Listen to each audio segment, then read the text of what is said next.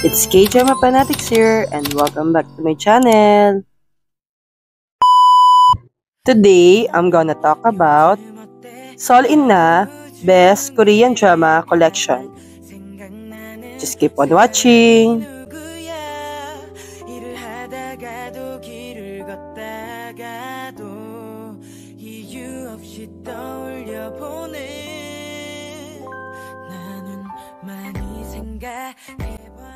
Number 1, Twinkling Watermelon.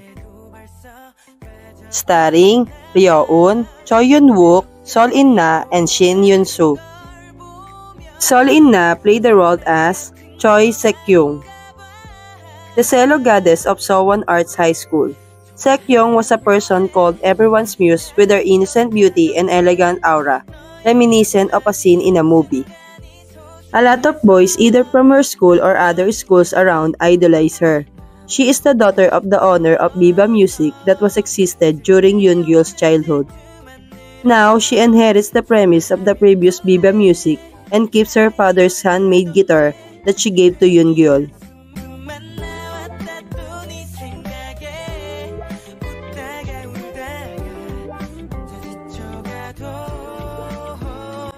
Number 2, Oasis. Starring Jang Dong-yoon, Sol Inna, and Chu Young-woo. Sol Inna played the role as Oh Jung-shin. She's a honest and confident woman who knows how to fight against injustice.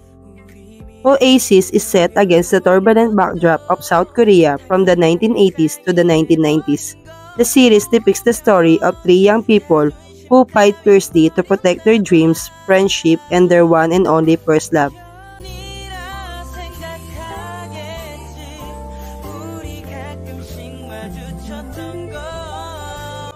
Number 3, A Business Proposal. Starring An Yo-seop, Kim Se-jong, Kim Min-kyu, and Sol Inna.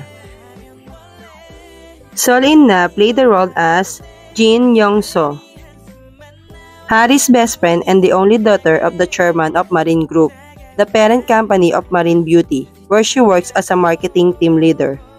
She asks Harry to replace her on a blind date with Taemo since she wants to wait for her true love.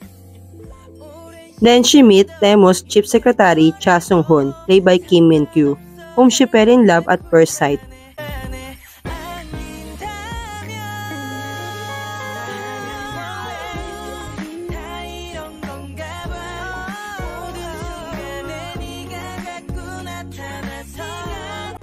Number 4, Mr. Queen.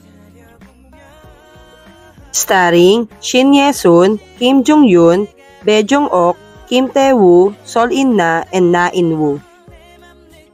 Sol Inna played the role as Jowa Jin and royal noble consort Uy. She is King Joljong, played by Kim Jong-yoon, concubine and first love. The drama is about Queen Chorin, played by Shin Ye-sun, finding herself with the soul of a modern-day man inside her body, and King Joljong striving to be a king who helps his people.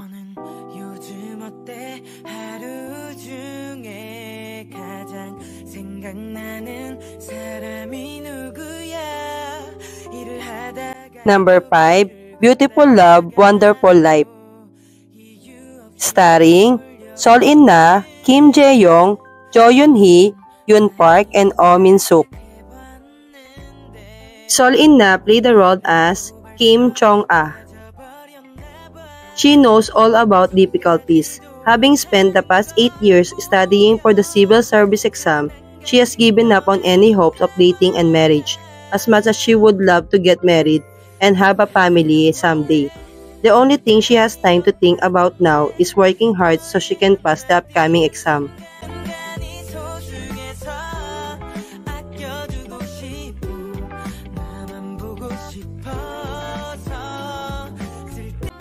Number 6, Special Labor Inspector Jo.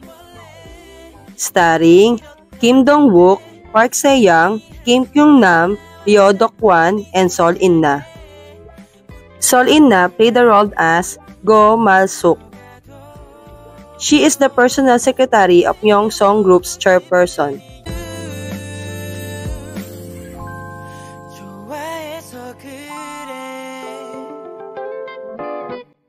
Number 7, Sunny Again Tomorrow. Starring Sol In-na, Jin Joo-young, Ha Sung-ri, and Lee Chang-wook.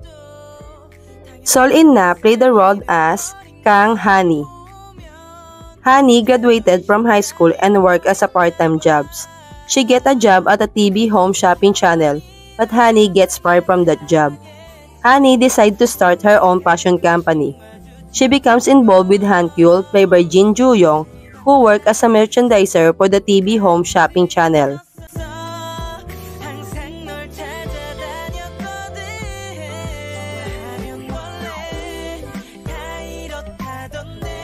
Number 8, School 2017. Starring Kim Jung-yoon, Kim Sejong, Jang Dong-yoon, Han Sun-hwa, and Han Joo-wan. Sol In-na played the role as Hong Nam-joo. She pretends to be from a rich family because she is ashamed of her father's actual profession as a taxi driver. She is frustrated and stressed because of her family's financial struggles. She is Song Do-wi, played by Jang Dong-yoon's girlfriend.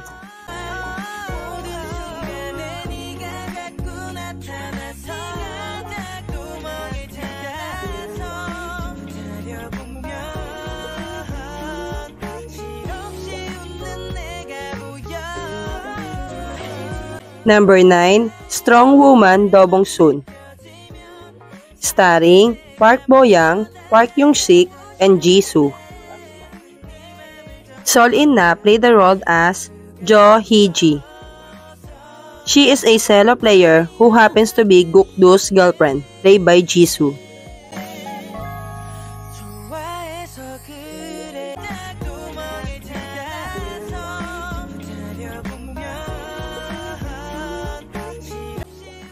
Sol In-na cameo roles.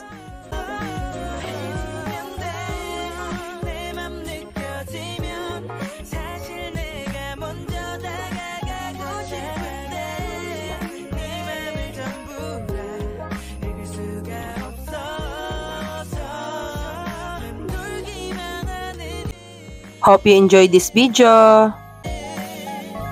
Thank you for watching. Don't forget to subscribe, like, and share.